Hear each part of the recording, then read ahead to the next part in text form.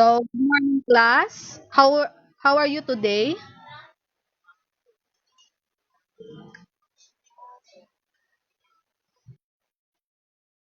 So good. Before we start our discussion, please all rise for our prayer. So, Kia Binyas, please lead the prayer.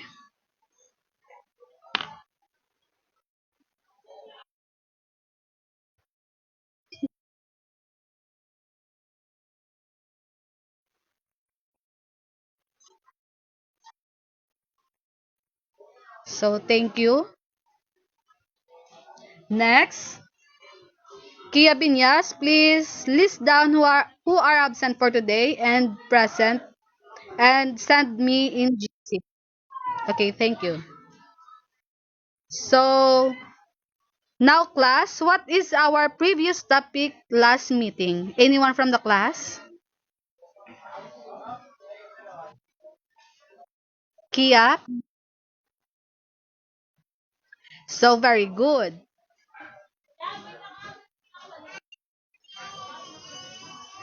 So, now we have an activity. So, who can read the instruction for our activity for today? Kia, please read.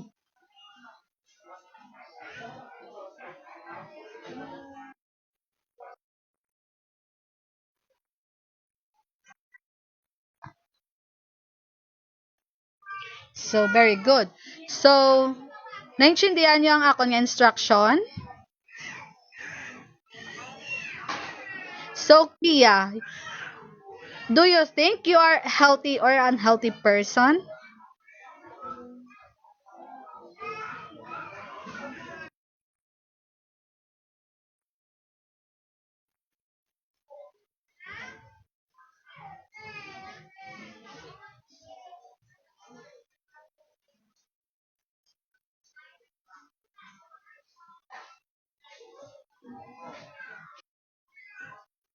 So, very good. Now, class, in your own understanding, what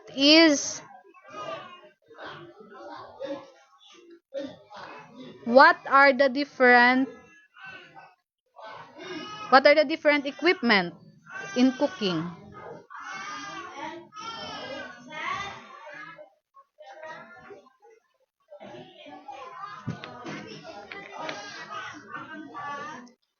So now let's proceed for our topic.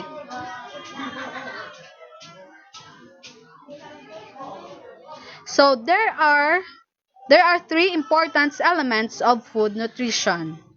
First, nutrition. Nutrition is eating the right kind of amount of food at the right time.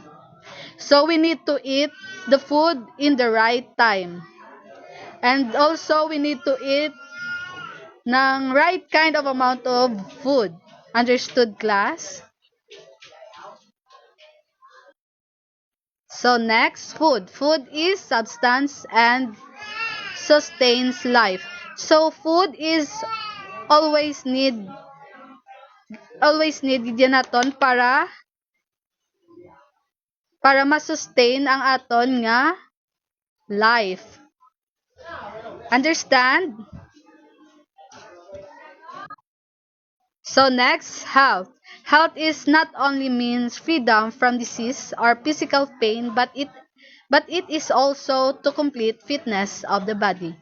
So physical health, it is important for us to be healthy and fit to para malayo ta sa mga masakit or sa mga physical pain. Understood, class? So So next, we have so next, let us enumerate the five characteristics. So first, who can read?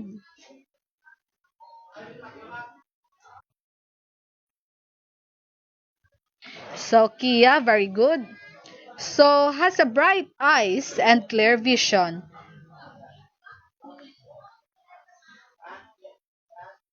So this is the sign of aging or lack vitamins with the needed of the body.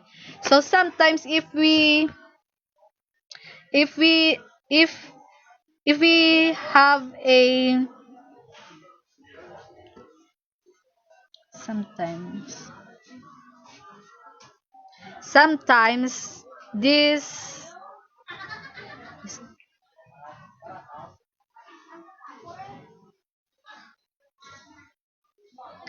so we yes. So lack of vitamins which is needed for the body. So next, who can read?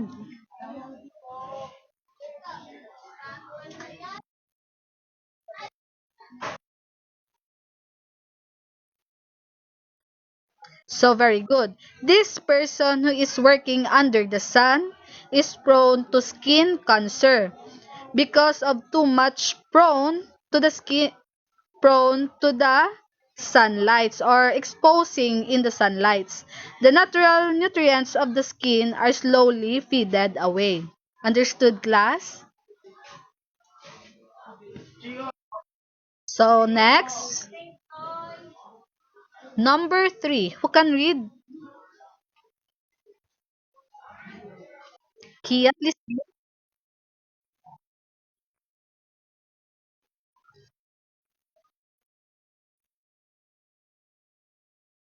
So okay, very good.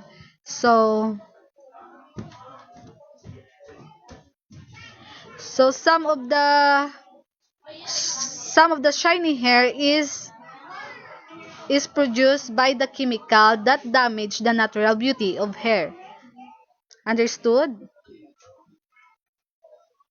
So number 4, who can read number 4?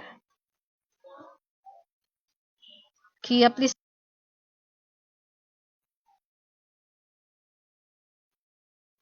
So individual is healthy when her lips is glossy, not bleeded, and the gums is pinkish, not pale. Understood?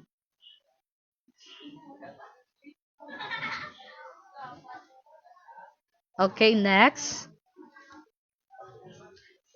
Number 5, let's read.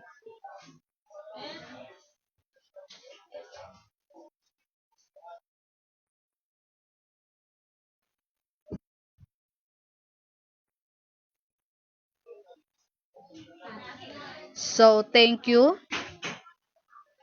Graceful person is an example of healthy person because their sins are active, they can respond to things around them. So, the person who has a good posture and graceful movements, this is the healthy person. Understood, class?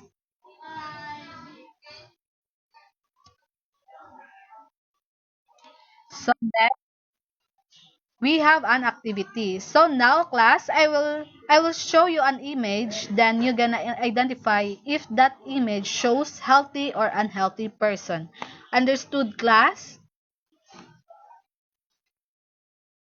So first image, healthy or unhealthy?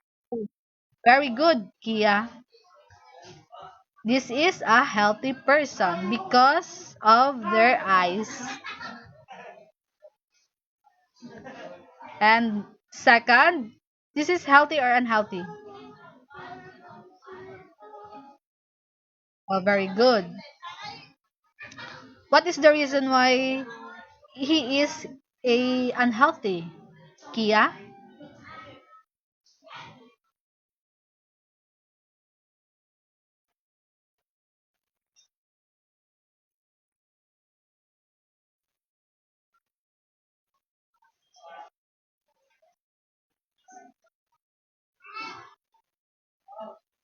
Okay, very good. And yes, you're correct. Unhealthy. So next, this is what the picture show.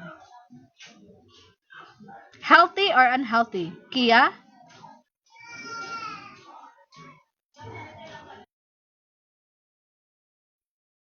What is the reason why?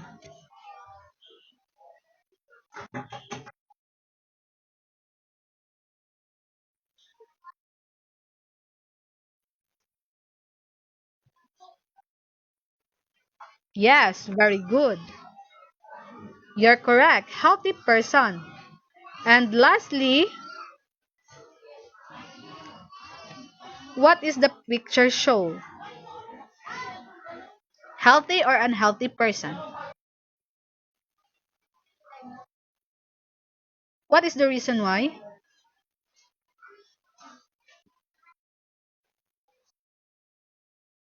Very good. He has a skin disease. You're correct. So now, I have a question for you. What are the three important elements of good nutrition? Kia, what is the three important?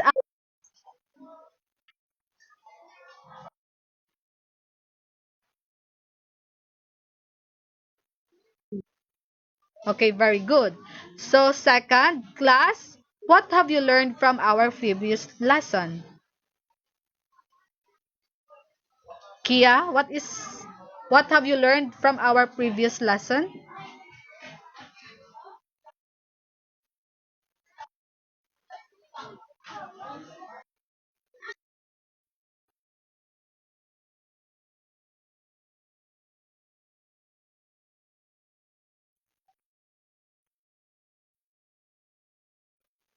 Okay, very good. That's correct. So now we have an test. We have a test.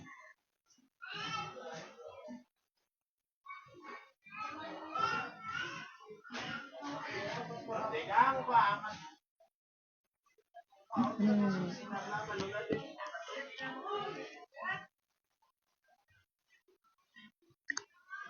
In one-fourth sheet of paper, you're gonna answer true or false. You're gonna picture the answer and post in the GC. Understood? Okay, thank you. Now, let's proceed for our assignment. Who can read? Kia, please read the assignment.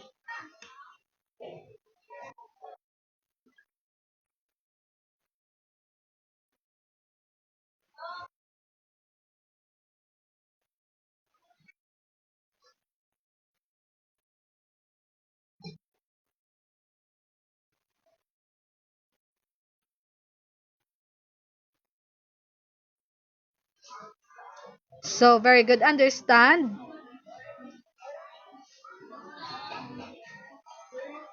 Kia, understand?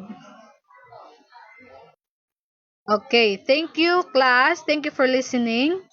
I hope you have learned for this lesson. Thank you and goodbye. Bye. Bye. Thank you.